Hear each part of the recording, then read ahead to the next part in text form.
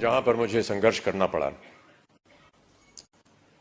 कई बार हताश होकर के मैं पूज्य बाबूजी से, जब वो जीवित थे, तो उनके सामने जाकर के कहता था कि बाबूजी जीवन में संघर्ष बड़ा है। तो उन्होंने बहुत अच्छी बात बताई। उन्होंने कहा कि बेटा, जब तक जीवन है तब तक संघर्ष है।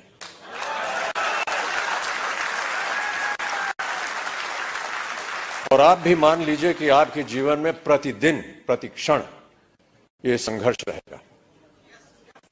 और आप लोगों को वादा करना पड़ेगा कि ये संघर्ष में आप लगे हैं, आगे भी आगे आप संघर्ष करते जाएंगे, ताकि जो भी कार्य आप उठाएं उसमें वो संघर्ष जो है वो नजर आए। जिस दिन लोग आपके संघर्ष को सम्मानित करेंगे, उस दिन आपका पदार्थ जो है वो ऊंचाइयों पर पहुंचाएगा।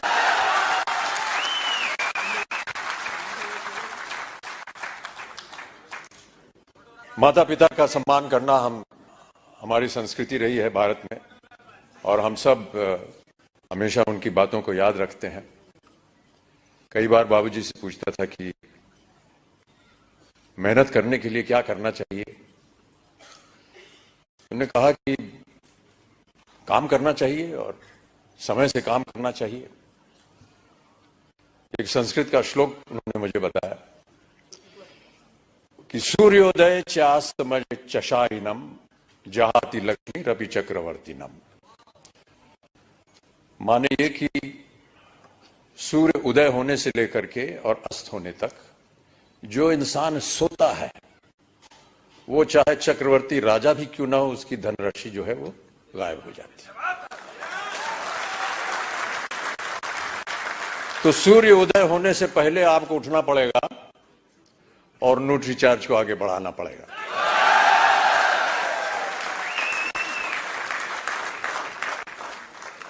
हनुमान जी की एक कथा है। हनुमान जी ने कहा था कि ईश्वर से कि हमको शिक्षा प्राप्त करनी है, ज्ञान प्राप्त करना है, क्या किया जाए, किसके पास जाए।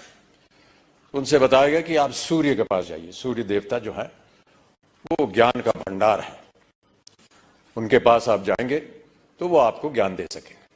तो हनुमान जी गए सूर्य देवता के पास। तो सूर्य देवता ने कहा, भैया मैं तो चलायमान हूं, चलता रहता हूं, कैसे तुमको शिक्षा दूंगा मैं।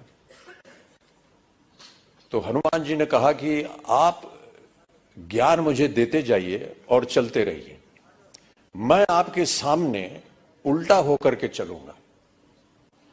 तो आप चलते रहेंगे, मैं आपके सामने उल्टा होकर के चलता रहूंगा और ज्ञान प्राप्त हो जाएगा मुझे। कहने का तात्पर्य यह है कि सूर्य के आगे आपको चलना पड़ेगा, तभी जाकर के आपको ज्ञान प्राप्त होगा, तभी आपका संघर्ष जो है वो सफल होगा। प्रोत्साहित करने के लिए एक कविता की कुछ पंक्तियां हैं। इससे पहले मधुशाला की एक पंक्ति पढ़ी गई थी, क्षमा चाहता हूं, उसमें थोड़ी बहुत त्रुटियां थी। जो यहां सज्जन पुरुष आए थे उसको मैं दोबारा एक बार सुनाना चाहूंगा आपको कि मदिरालय जाने को घर से, मदिरालय जाने को घर से चलता है पीने वाला, किस पथ से जाऊं असमंजस में है वो भोला भाला, अलग अलग पथ बदलाते सब, पर मैं ये बतलाता हूं कि राह पकड़ तू एक चला जल, पा जाएगा मधुशाला।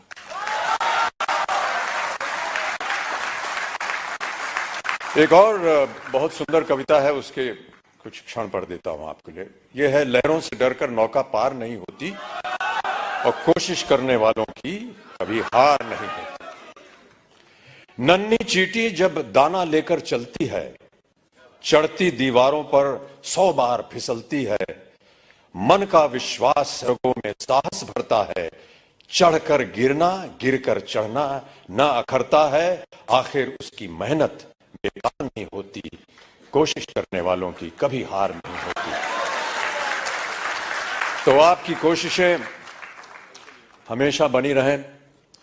आपका सहयोग रहा है। जिनको भी आज पुरस्कार दिया गया है उनको मैं अपनी ओर से एक खास बधाई देता हूं और उम्मीद करता हूं कि इसी तरह हर कार्यक्रम में आपके साथ जब मैं आऊं तो और भी लोग पुरस्कार प्राप्त करने के लायक हों और मैं उनके साथ उन्हें पुरस्कार दे सकूं, उन्हें प्रोत्साहित कर सकूं। अंत में जाने से पहले बाबूजी की एक और कविता की कुछ पंक्तियां आपको सुनाना चाहूंगा। इस कविता का शीर्षक है अग्निपथ। अग्निपथ बाबूजी ने लिखी थी उस जमाने में जब भारत अपनी स्वतंत्रता के लिए लड़ाई लड़ रहा था अंग्रेजों के खिलाफ। तो भारत की जनता को प्रोत्साहित करने के लिए उन्होंने ये कविता लिखी थी। लेकिन मेरा ऐसा मानना है कि ये एक ऐसी कविता है जो हर क्षण, हर वर्ष, हर युग में उसका एक ही मायने निकलता है, प्रोत्साहित करती है जनता को। तो आपको भी मैं प्रोत्साहित करने के तौर पर अग्निपथ की कुछ पंक्तियां सुना देता हूं कि अग्निपथ अग्निपथ अग्निपथ, वृक्ष हो भले खड़े, हो बड़े हो घने, एक पत्र छाह भी मांग मत मांग मत मांग मत। अग्निपथ अग्निपथ अग्निपथ, तू न रुकेगा कभी, तू न मुड़ेगा कभी, तू न झुकेगा कभी, कर शपथ कर शपथ कर शपथ।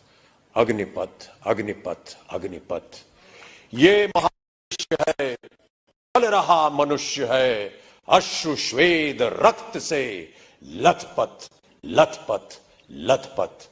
अग्निपथ अग्निपथ अग्निपथ। मैं आशा करता हूं